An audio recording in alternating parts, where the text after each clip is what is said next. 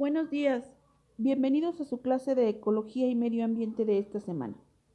El día de hoy daremos inicio al bloque 2, el cual lleva por título ¿Comprendes la dinámica de los ecosistemas que integran la biosfera?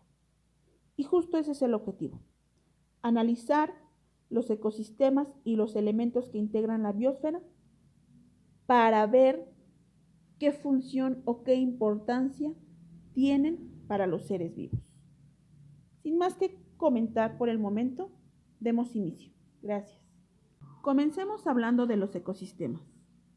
Como seguramente ya has escuchado en otras ocasiones, ya tienes idea de lo que es un ecosistema. Pues bien, solamente retomemos. Un ecosistema es un conjunto de especies de un área determinada que interactúan entre ellas y con su medio ambiente abiótico, mediante procesos como la depredación, el parasitismo, la competencia y la simbiosis, y con su ambiente al desintegrarse y volver a ser parte del ciclo de energía y de nutrientes. Las especies del ecosistema, incluyendo bacterias, hongos, plantas y animales, dependen unas de otras.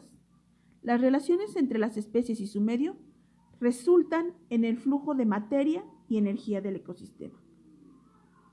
Los ecosistemas son unidades del mundo natural organizadas en el espacio y en el tiempo, constituidas por componentes bióticos y abióticos.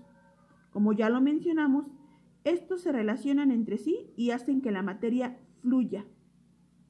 Las relaciones más significativas que se dan en un ecosistema se relacionan con el suministro y uso del alimento. Este representa el origen y la forma en que la materia y la energía se mueven a lo largo del ecosistema. Existen ecosistemas de diversos tipos, de acuerdo a sus características. Tenemos los ecosistemas terrestres, los acuáticos y una combinación de ambos que serían los ecosistemas mixtos. Los ecosistemas se clasifican en ecosistemas naturales y artificiales. En el caso de los primeros, están conformados sin la intervención del hombre. Por ejemplo, un bosque, una selva, una pradera, etc. Cualquier espacio donde el hombre no haya intervenido es un ecosistema natural. Y en el caso de los artificiales, son los creados por el hombre, como por ejemplo un cultivo de algodón o cualquier cultivo, en una maceta o en un espacio. También están los modificados por el hombre, como los bosques talados o un río donde se ha construido una presa hidroeléctrica. ¿Sí? O sea, es un ecosistema natural modificado por el hombre y se convierte en un ecosistema de tipo artificial. En el caso de los ecosistemas artificiales, también se incluyen los ecosistemas urbanos, en los cuales es sorprendente ver cómo en ciudades, pueblos o espacios urbanizados hay desarrollo de vida natural. Las plantas y los animales deben de encontrarse en condiciones adecuadas. Debe de haber comida, calor y protección. Cuando estos factores se conjunten, los animales permanecerán ahí y muchos se han adaptado a la forma de vida, pues entre comillas, digámoslo, urbana. Incluso hay animales que cuando les proporcionas un ecosistema artificial, es difícil que puedan volver a adaptarse a un ecosistema natural. Por ejemplo, aquellos animales que viven en los zoológicos, ¿sí? Tienen su ecosistema artificial y cuando la gente quiere incorporarlos al natural, se mueren porque no están acostumbrados. Son animales que pierden costumbres como la caza, o sea, buscar su propio alimento porque están acostumbrados a que se les proporcione de manera artificial. También existen los microecosistemas. Estos son lugares reducidos, puede ser un hormiguero, puede ser un panal. Por ejemplo, el agua que se acumula entre las hojas de una planta en donde pueden vivir insectos y microorganismos y relacionarse entre sí, puede constituir un ecosistema. Aquí les estoy poniendo un ejemplo de un terrario. Es un microecosistema donde se les están proporcionando las condiciones sobre todo a pequeños insectos para que puedan realizar su vida dentro de este espacio, aunque lo óptimo es que sea de forma natural. Hablemos un poco acerca de los biomas y las zonas geográficas. Muchos tenemos la idea de que ecosistema y bioma es exactamente lo mismo, pero la principal diferencia entre un ecosistema y un bioma radica que entre ecosistemas y biomas viene determinado el hecho de que los biomas están formados por ecosistemas. Es decir, un bioma sería un conjunto de ecosistemas, por decirlo de alguna manera. Existen diferencias muy específicas para entender mejor estos conceptos. Por ejemplo, los componentes de un ecosistema son bióticos y abióticos, eso ya lo hemos visto, y están marcados por relaciones bien definidas entre sí. Mientras que en el caso de los biomas, el factor clima y el factor biodiversidad que lo componen definen una región concreta, pero en ellos no se estudian ni se interpretan sus relaciones. Otra diferencia es que los tipos de ecosistemas que existen son terrestres, acuáticos, mixtos, aeroterrestres, artificiales o no naturales, es decir, modificados por la acción antrópica. En cambio, la clasificación de los biomas es mucho más amplia y recibe nombres muy concretos. Como hemos comentado en alguna ocasión, a la región biogeográfica en la que se encuentre se le determinará o se le designará un nombre. Así, según la clasificación de Heinrich Walter, podemos diferenciar 9 grandes biomas en el mundo: el ecuatorial, el tropical, subtropical, mediterráneo, templado cálido, nemoral, continental, boreal y polar. Por otro lado, cabe destacar cómo en muchos estudios y artículos sobre los biomas del mundo, los ecólogos y otros especialistas usan diferentes nombres para referirse a ellos, tales como áreas bióticas o paisajes bioclimáticos, mientras que los ecosistemas son nombrados exclusivamente como tal, ecosistemas. En cada bioma influye cualquier alteración climatológica, distribución de alguna especie debido a la adaptación, evolución, extinción o el lado opuesto, sobrepoblación de alguna especie, lo cual provoca un efecto dominó que va afectando a todos los organismos que ahí habitan, ya que ninguno sobrevive aisladamente. Desde los organismos microscópicos hasta los grandes depredadores dependen de los demás para llevar naturalmente su ciclo de vida. El clima y las precipitaciones son los principales factores que influyen en la clasificación de un bioma, así como las zonas geográficas donde se ubican.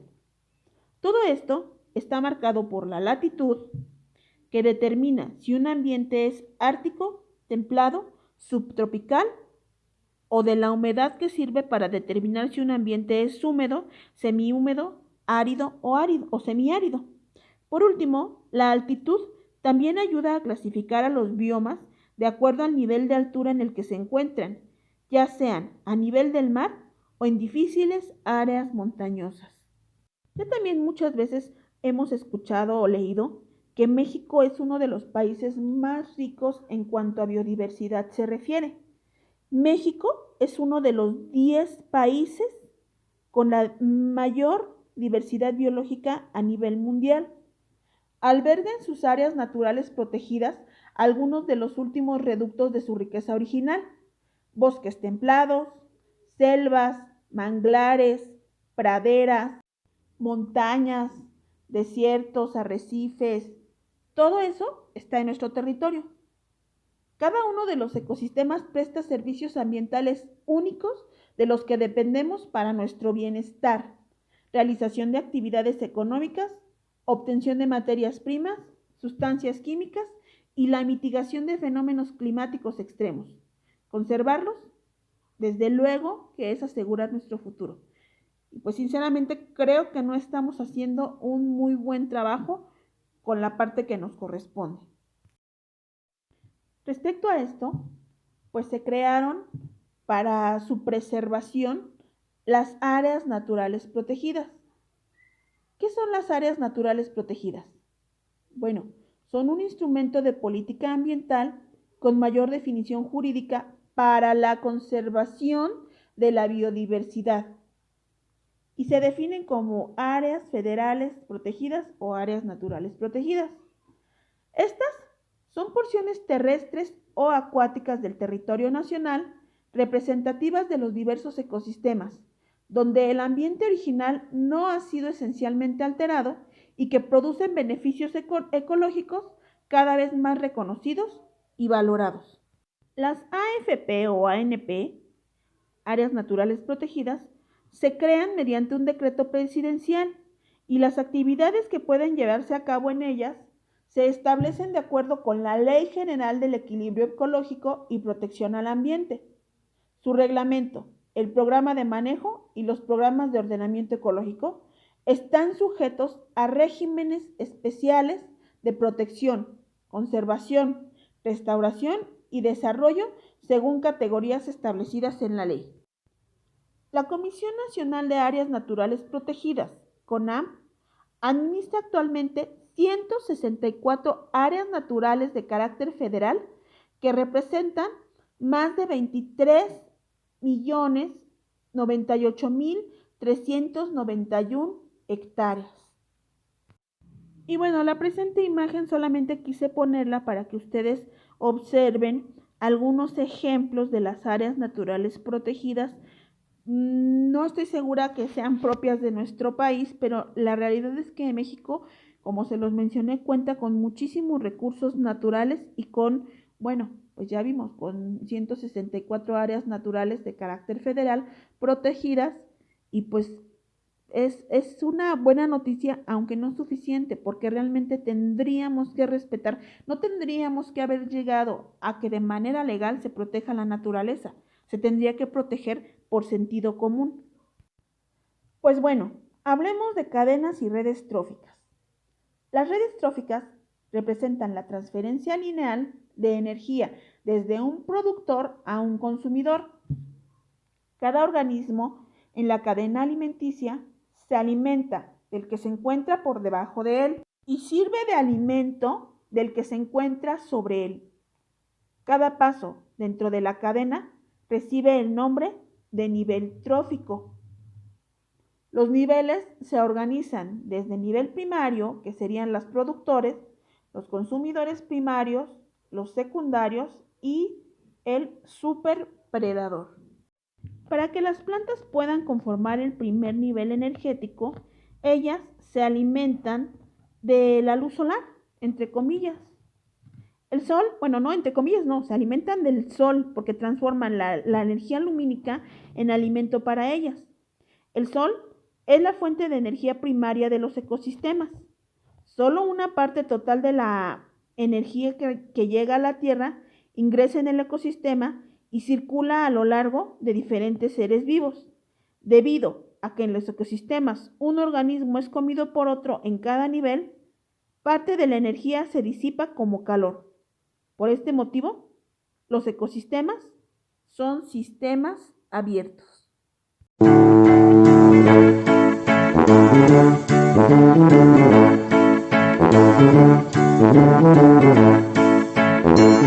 El tema de hoy es cadenas alimentarias. Todos los organismos necesitan alimentarse para poder vivir. Por ello, algunos seres vivos se nutren de otros, creando cadenas alimentarias o tróficas, integradas por eslabones. Una vez que el productor La cadena alimenticia como tal es una secuencia de los seres vivos que dependen unos de otros para la supervivencia y la producción de energía de cada uno. Se alimentará del primario y así consecutivamente. A continuación te mostraré cada uno de los eslabones que conforman a la cadena alimentaria. En el primer eslabón encontramos a los productores, que son los organismos capaces de fabricar su propio alimento a partir de sustancias simples y la energía del sol. Básicamente, en este primer eslabón encontramos a las plantas. Le siguen los consumidores primarios, que son las especies que se alimentan de las plantas, frutas o vegetales, como por ejemplo la oveja, el conejo, la jirafa, la vaca, etc. El siguiente eslabón son los consumidores secundarios. Son las especies carnívoras y se alimentan de los primarios, como por ejemplo el búho, la serpiente, la araña, entre otros. En el siguiente eslabón están los consumidores terciarios. Estos se alimentan tanto de consumidores primarios como de los secundarios, también llamados depredadores, como por ejemplo el águila, el tigre, el león, etc. Por último tenemos a los descomponedores, que se alimentan de restos de otros seres vivos. Estos descomponen y hacen que los restos pasen a ser parte del suelo. A este eslabón pertenecen los hongos, los gusanos y algunos microorganismos que se alimentan de desechos vegetales y animales. Ahora veamos algunos ejemplos de cadena trófica terrestres. En el primer caso, los roedores se alimentan de maíz y estos a su vez son cazados por los búhos. En el segundo ejemplo, los conejos que se alimentan de hierbas y vegetales suelen ser cazados por zorros y otros mamíferos carnívoros. Estos a su vez son alimento de depredadores como el león, que cuando mueran serán alimento de los descomponedores. En el último ejemplo, el grillo se alimenta de plantas y hierbas. Este sirve de alimento a las ranas, que a su vez serán devorados por las serpientes, que son cazados por las águilas. Si te ha servido este video, recuerda suscribirte y compartir en tus redes sociales. Por mi parte, el día de hoy es todo. Por favor, no olviden tomar sus notas y si tienen alguna duda, contáctenme. Saben cómo hacerlo, los horarios, pero no importa que no sea el horario, siempre y cuando estemos en momentos cordiales. Les agradezco su atención. No olviden asentar su asistencia en Classroom y estoy para servirles. Que tengan una excelente semana.